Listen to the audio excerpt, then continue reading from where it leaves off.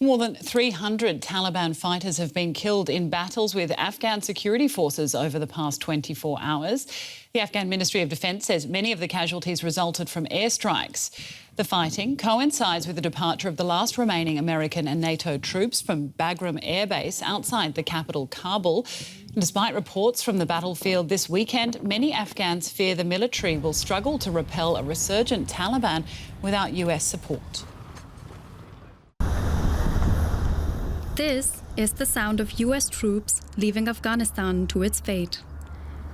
In 2001, after the 9/11 terrorist attacks, US troops turned Bagram into a key military base to hunt down militant groups responsible for the atrocity. Now, the Afghan government is getting control back, even though talks between them and Taliban militants have made no headway. President Biden believes it can work. Look, we're in that war for 20 years, 20 years. And I think I met with the Afghan government here in the White House, in the Oval. I think they have the capacity to be able to sustain the government. Afghans do not have as much faith in their government as Biden. As military troops depart, they too are looking for a way out.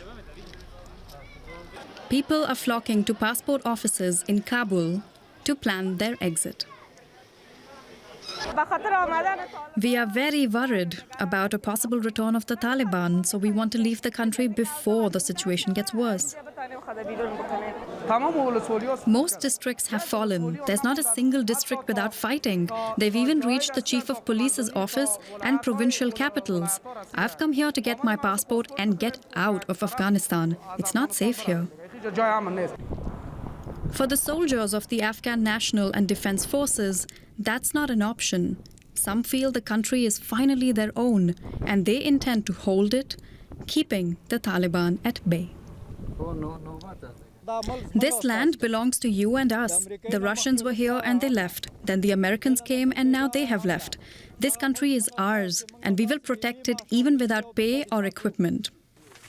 Meanwhile, the Taliban are gaining ever more ground in Afghanistan. Over the past weeks, they've been on the offensive, releasing propaganda videos and taking control of many districts. It won't be until the last US troops pull out on September 11th that the world will finally learn what the Taliban have planned. Let's get more from Afghanistan with Mariam Safi. She's the founding director of the Organisation for Policy Research and Development Studies, a pro-democracy think tank in Kabul. Mariam, thanks for joining us. With these foreign forces pulling out, can we expect the Taliban to retake Afghanistan, including the capital, Kabul? Well, that's a question that's actually on everybody's mind right now. We have lost about a quarter of Afghanistan's districts to the Taliban since approximately end of April and May, when the announcement of the withdrawal had taken place.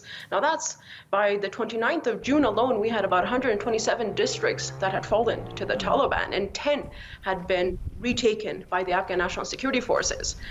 At this rate, it certainly seems that the Taliban have left the peace talks and the negotiation table and have resorted to a military takeover of districts approaching the outskirts of Kabul, which they had been in the past, but far more aggressively now. The potential for a military takeover of the Taliban of the entire country is something that both Afghan officials, Afghan people, members of the international community are now concerned with. Is there a way to get those peace talks with the Kabul government and the rebels back on track? There are efforts underway. The Afghan negotiating team is in Doha right now as we speak, and they are there to start talks with the Taliban. Reports come out that the Taliban are not willing to sit on the negotiation table at the present moment. What about the gains that have been made by Afghan women in the last decades? Are we going to see a rollback of that? Is that an area of concern in Afghanistan? there are already reports emerging of districts in certain provinces like Tahar. Very recently, we have reports that districts that have been taken over by the Taliban, they have already imposed restrictions on women, on media. For instance, women are in Tahar reportedly not allowed to leave the house without a male chaperone. Clinics have been closed. There's also reports of media blackout in certain districts that the Taliban have taken over. So there's no coverage of the atrocities that are taking place in those areas. And men are told to now keep a beard. And certain of these are reflective of what we saw in the 90s when the Taliban were in power.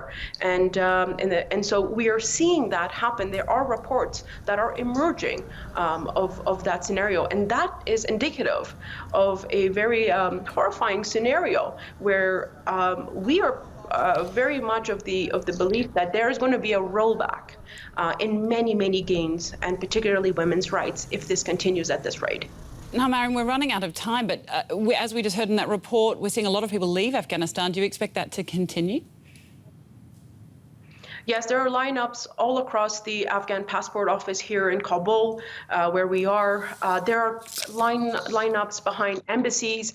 Afghans are they're dreading what the future would hold for the country. They're uncertain, and the uncertainty is what is provoking Afghans to leave the country at this present time, in addition to the collective memory of what had happened in the 90s.